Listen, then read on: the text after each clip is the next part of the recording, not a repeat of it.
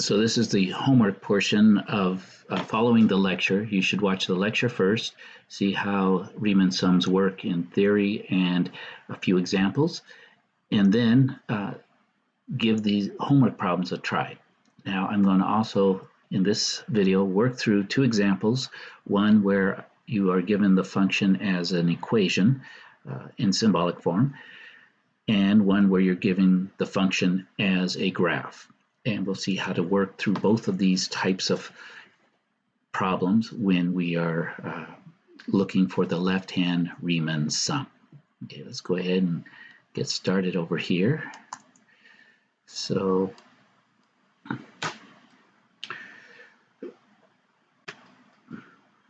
we go. We'll go.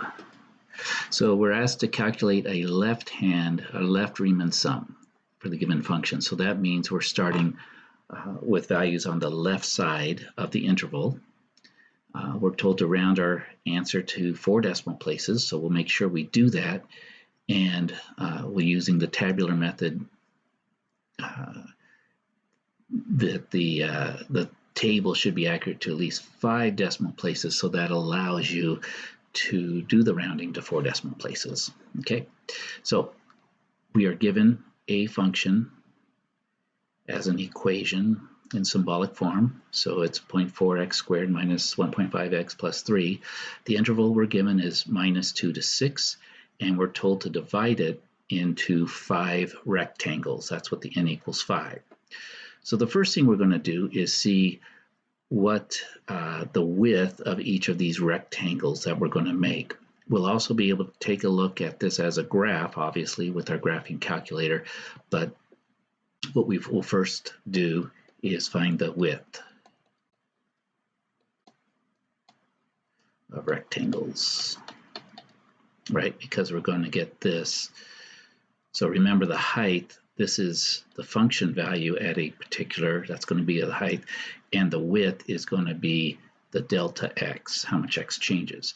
The way we calculate that is we take the right-hand side of the interval, 6, subtract the left-hand side of the interval, and then we divide it by the number of divisions.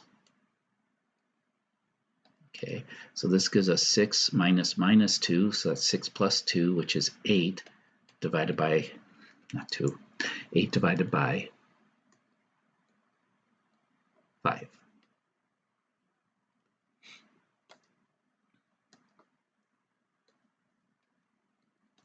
Eight divided by 5 is going to give us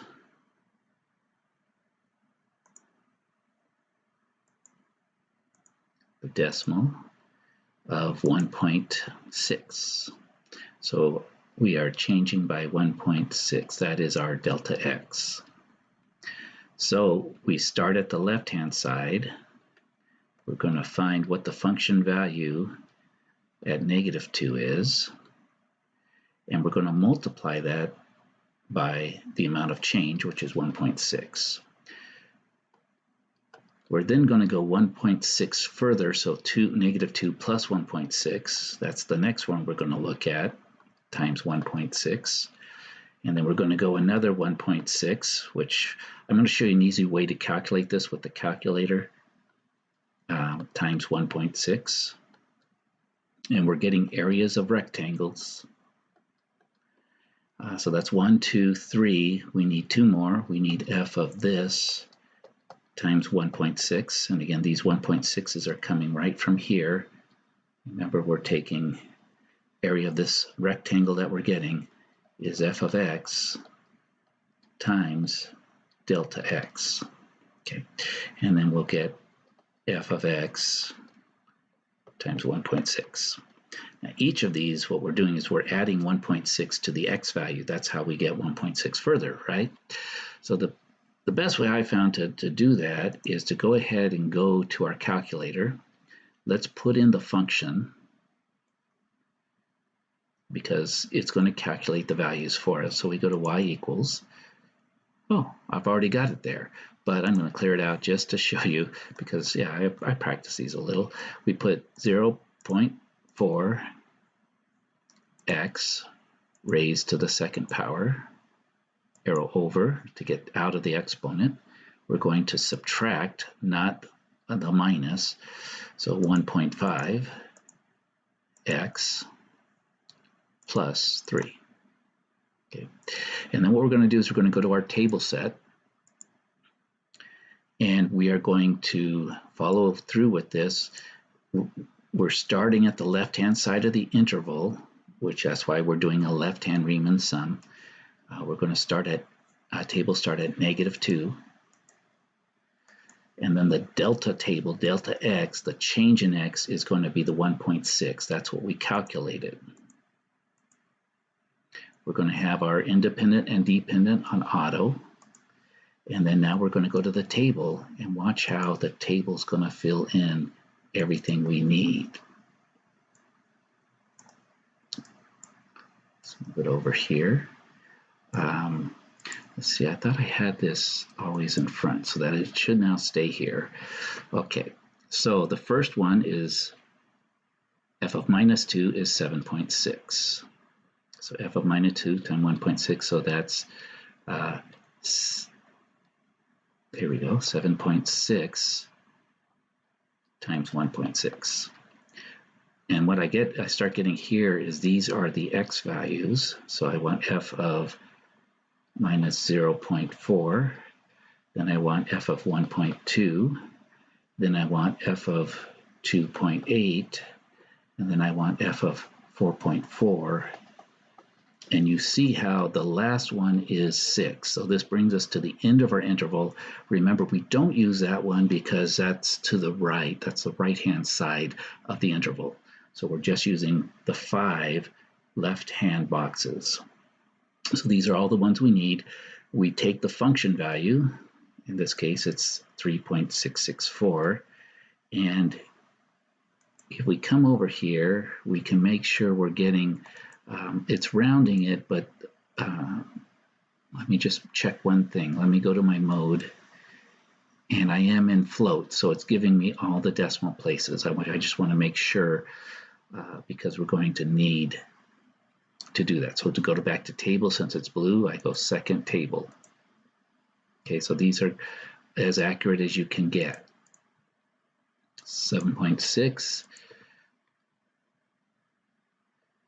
3.664 times 1.6, 1.776 times 1.6, f of 2, okay, let's go down, is going to be 1.936 times 1.6, and then finally 4.144 times 1.6.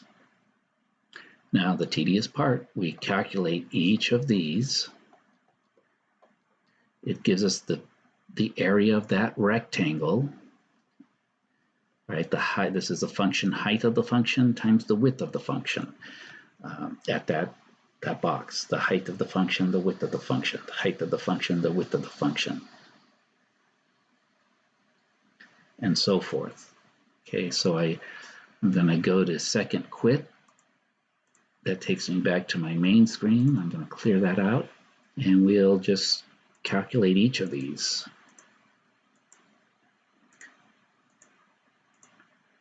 Again, it is a little tedious, but we just do it.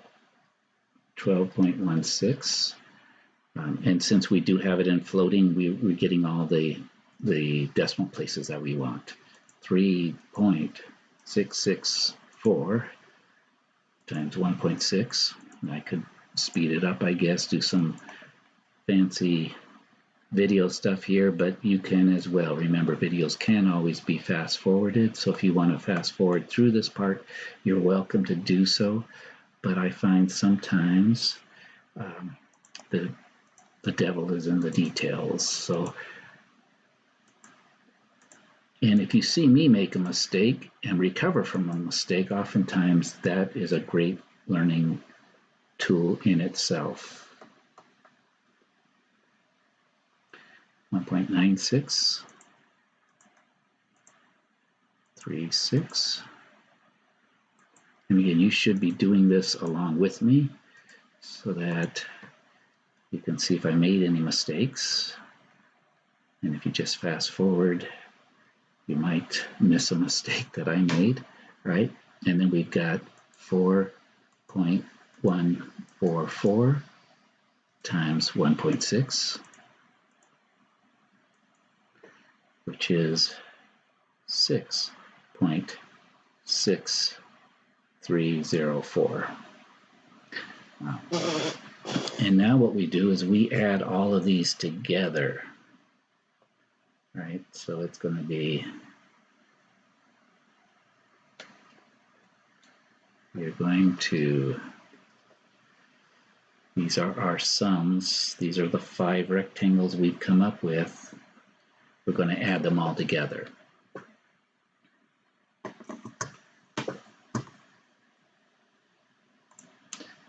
So I'm just going to, it's nice to leave these here just in case you need to check back. So what are we going to do? It's going to be 12.16 plus 5.8624 plus 2.8416 plus 3.0976 plus 6.630. Whoops. See, that's what 304. Okay, so watch for any potential errors you might make there. We get our final answer is 30.592, and we'll put a 0 because it wanted 4 decimal places, right? So we'll just write that over here. Final answer in the box is going to be 30.592. Okay. Now, because I made this problem, we can't, the system's not going to check it for us, but this is the process you're going to want to go through. What I'll show you is you can kind of do somewhat of a check. Now, if you download one of the apps, you could do that. And maybe after I get done with this, I'll do that for you and show you one of the apps. In fact, I will. But what I'm going to do right now is show you what you can do. The y equals, since we've got it graphed here, what we're going to do is click on the graph. We can see the graph, and I'm going to show you can actually find the exact value, which we will be doing later on, and that's under the calc function. So you'll go math, calc, oops, not math, you'll go second calc, sorry. Second calc gets you these functions. What we want to do is integrate the function, so we'll come down to 7. And then it asks us for the lower limit. The lower limit is -2. The upper limit is 6. Now this is going to give the complete definite integral, so it's not doing it in 5 boxes, so it's going to be exactly accurate. Okay, see, the area under the curve is exactly 29.866. We're pretty close. We did 5 boxes, so we should become fairly accurate. So we can feel pretty good that we're doing okay. Now that we've done all that work, let's automate this a little bit with a program that's available at ticalc.org. I'm also going to put it into Canvas if you want to download it. It's a program within TI, so you can click on Program. It's called Curvator. We'll hit Enter. It's written in 2003. Jeff Tirone. So we put the area under the curve. We put the function that we're given. So this will allow you to check how to check your answers, really, with the Riemann sums. And the main reason we're doing Riemann sums, let me just hit Enter and we'll walk through this, from x equals -2 is to get you to see that what we're finding with an integral, with a definite integral, is the area under the curve. This is until 6, so going from -2 to 6, and the number of intervals is 5. So we click on that. And we have these different types. We could do left, right, upper, lower. Again, for our activities, we're just focusing on the left-sided because those, they start at the starting point, -2. So we're going to do a left-sided. It will actually draw it. This is the cool part I like about this. So here at -2, this is the value here. And if you were to graph this, that's what you would see. And this is the area we're finding. We hit enter, and it tells us 30.592, 30.592, exactly what we got by going through all the steps, which I want you to do. Again, the program will be there. You will have to figure out, you have to get a program, and you have from TI, which should have came with your calculator. I think it's called TI Smart View or View Screen or something, but it connects your computer to your calculator. You can download it to the calculator, and then it'll be right here under Programs. But the main reason we're doing just 4 homework problems, 2 that this would help with, but you're going to have some simple, straightforward ones. So I've got it on mine, and just to kind of give you that visual of what happens. All right.